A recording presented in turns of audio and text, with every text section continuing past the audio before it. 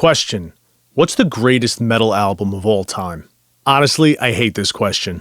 The greatest guitar player ever, the greatest drummer ever. It's all completely subjective. When we discuss these things, I think it's important to understand what we're actually talking about. To me, it's some combination between technical skill and creating music that lots of people love. For example, I think that most people agree that names like Hendrix, Rhodes, Van Halen, Dimebag are all perfectly acceptable when throwing around names of goats. Because all of those people can absolutely shred, but also wrote songs that resonated with millions of people. But what about Yngwie, Satriani, Badio? They may be technically superior to those other guys in terms of playing ability, but the fact of the matter is, their music was appreciated by a much smaller group of people. So when we're talking about the greatest metal album of all time, I don't know if it's fair to crown just one. Instead, I'm going to take you through the 5 metal albums that were the biggest influences on me and inspired me to write and create music. So here it is, my Mount Rushmore of metal albums. Wait a minute. Doesn't Mount Rushmore only have 4 people on it? What are you, the history police? Shut up. Play the intro.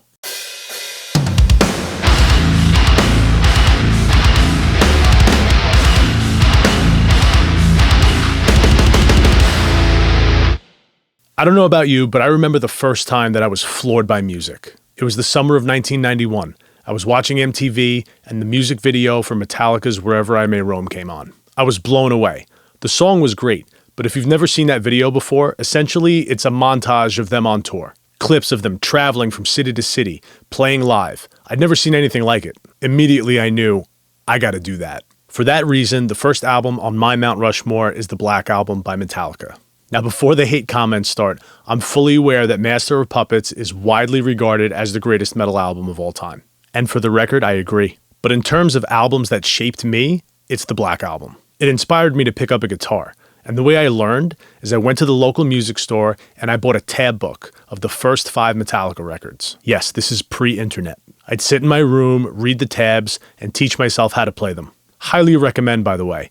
If you could play every riff tightly on the first 5 Metallica records, you could pretty much play anything. But in terms of the album, I remember buying it on cassette and listening to it over and over. I would listen to side 1, flip the tape, and listen to side 2, and then repeat. I was listening on headphones to one of the greatest metal productions ever. I didn't realize what was happening at the time, but I remember paying attention to all the little details and nuances. The guitar tone, the crack of the snare, the weight of the bass, all the vocal harmonies, the reverbs, the delays. And I remember being in love with the sound of that record. And 30 years later, it still holds up. Kudos to Bob Rock. So for me, number 1, the Black Album. Changed my life. The second album on my Mount Rushmore is one that I discovered years later. I was playing high school football, and before a game, one of the kids was playing music in the locker room. And it was the most aggressive, in-your-face thing I had ever heard. I walked over to the stereo to see what it was.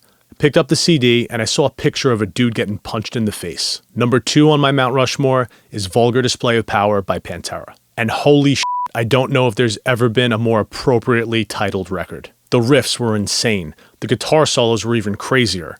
And this was my introduction into screaming vocals. Sonically, it was very different from the Black Album. Everything was super scooped. There was only 2 rhythm guitars rather than 3 or 4.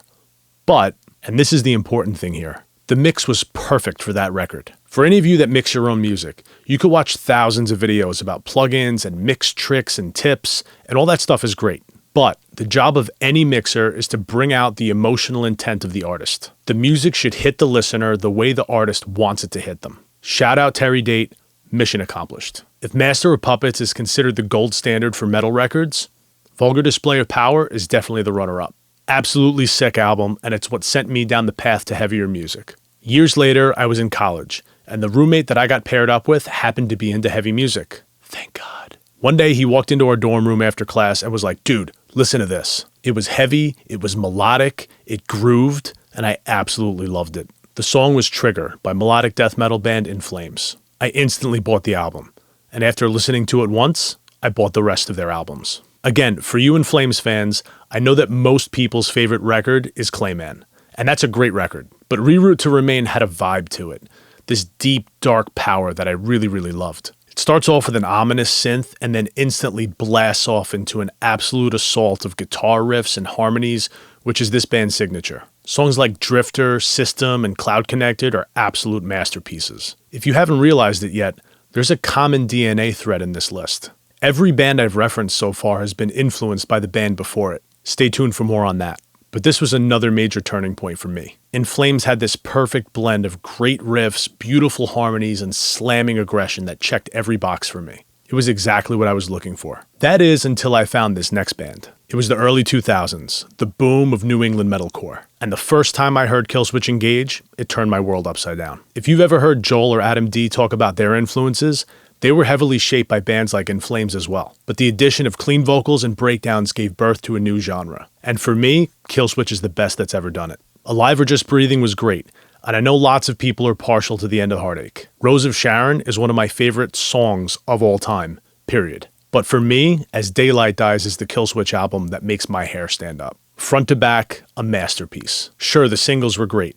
This is Absolution and My Curse, amazing songs. But the deeper cuts were also awesome. Desperate Times is so heavy and vibey. I love songs like that. Reject Yourself was one of my favorite songs on the record, especially that outro. And I also love the production and mix on this album. Adam D engineers and produces all of Killswitch's records, but this one he mixed, and he absolutely nailed it. It slams. By the time I found this next band, I was already writing and recording music, so I don't know if I could actually call them an influence. But I will say that this next record hit me just as hard as the others. It was L'Enfant Sauvage by Gojira. It's such a complete record. You could just push play and let it go. The whole album's amazing. No guitar solos, no breakdowns, no clean singing, but so much groove and awe-inspiring performances. On top of that, I don't know if I've ever heard a record in which the mix more perfectly captured the vibe of the songs on the album. Josh Wilbur produced and mixed this album, and he absolutely crushed it. That's what the great ones do. Absolutely love this band and all their albums, and they're still killing it. So that's my Mount Rushmore. The Black Album, Vulgar Display of Power, Reroute to Remain, As Daylight Dies, and L'Enfant Sauvage. Again, I can only speak for myself. These 5 records inspired me and led me to a life of music. And I will say that still, every year, there's a handful of albums that absolutely floor me. Some by bands that I've never even heard of before. Music is awesome. There's always new bands and new albums to discover. But what I want to know is, what's your Mount Rushmore of heavy music? Let me know in the comments below. Drop me a line and let me know. I'm interested to hear about the albums that inspired you. I may discover another new band. That's it for this week. Like, subscribe, all that good stuff, and I'll see you guys next time.